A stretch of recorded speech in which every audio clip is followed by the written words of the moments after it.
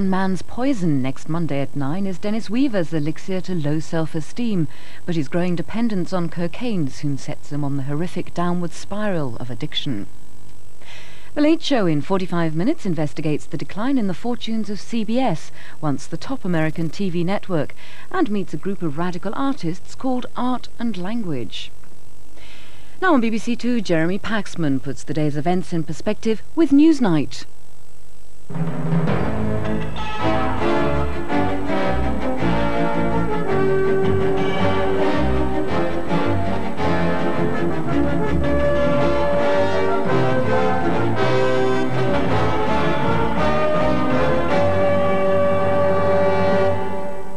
Despite his actions in the past in attacking Kuwait, I think he would be very ill-advised to attack a safe haven that was under United Nations control. Very ill-advised indeed. Good evening. John Major proposes an initiative unlike anything seen since the creation of the Gaza Strip in 1957.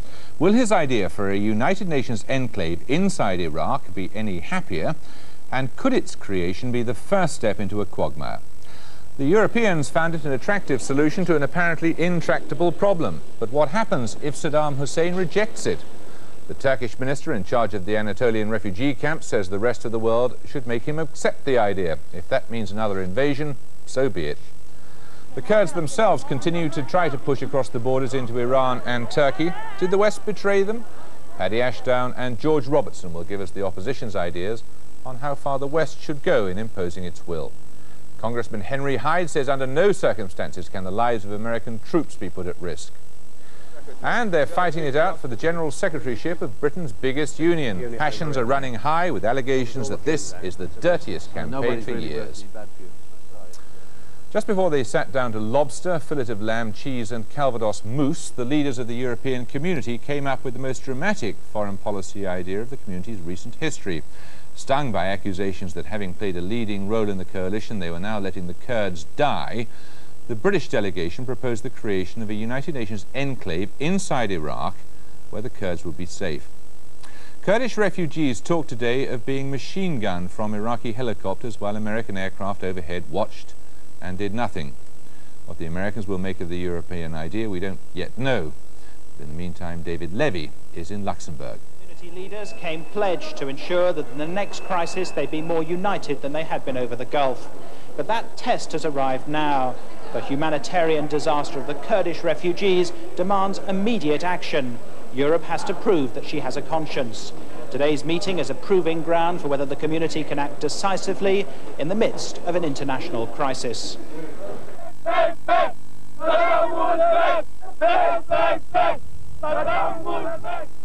Kurdish demonstrators were out in force to greet the community leaders, urging them to intervene where the United States had been unwilling to. They reminded the Europeans that this was a crisis that required rapid action. John Major arrived ready to rise to the challenge of the Kurdish tragedy. This summit would show the Europeans that he took the community seriously and remind the British that he too could act decisively in a crisis. Chancellor Kohl hadn't been told what Mr. Major was planning, but he'd find little to argue with.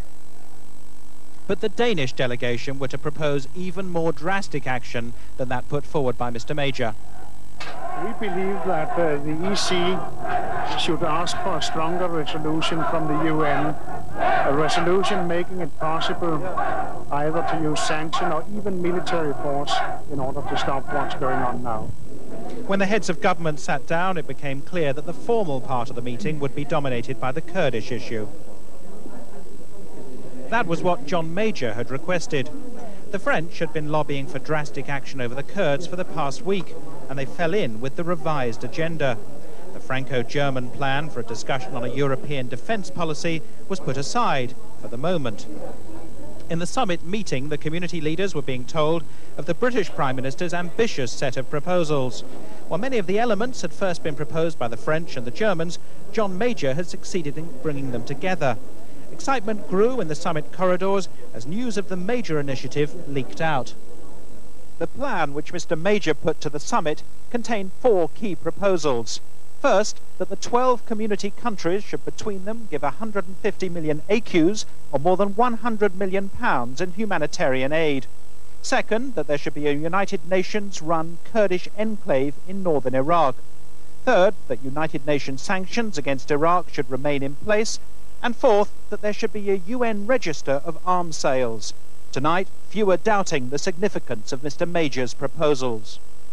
It's an initiative of the most extraordinary international importance. It could transform the situation in the Middle East.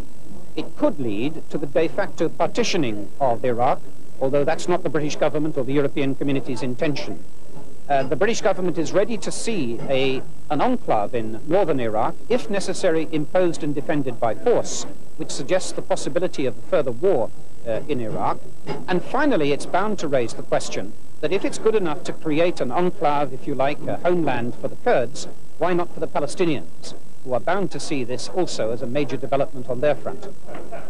But when the leaders emerged after almost 4 hours of discussions, there were few reservations. John Major's triumph was that as a relative newcomer to the ways of European community summits, he persuaded everyone else to fall in with his plan. This time it was perfidious Albion, not the Franco-German alliance, which was making the running. For once, Britain had not been on the defensive. Formalities over, it was time for the Prime Minister to tell the world of his success, but he went one step further, claiming Europe had come of age. But I think one thing is entirely clear from this afternoon's meeting, and that's that we've shown this afternoon that we have learned one lesson very clearly. When faced with a human tragedy of appalling dimensions, we need a response that is swift, that is generous, and that is determined. I believe the community have agreed precisely that this afternoon. And he denied that he was simply repackaging other people's ideas. But it's intriguing, isn't it, that the first country to send planes in with relief supplies were the British. The first person to request that this actually went on the agenda was me. And the first person to produce a composite plan and put it to the United Nations in this fashion was the United Kingdom government. At the press conference called by the troika of the past, present and future presidents of the community, the British initiative was hailed as a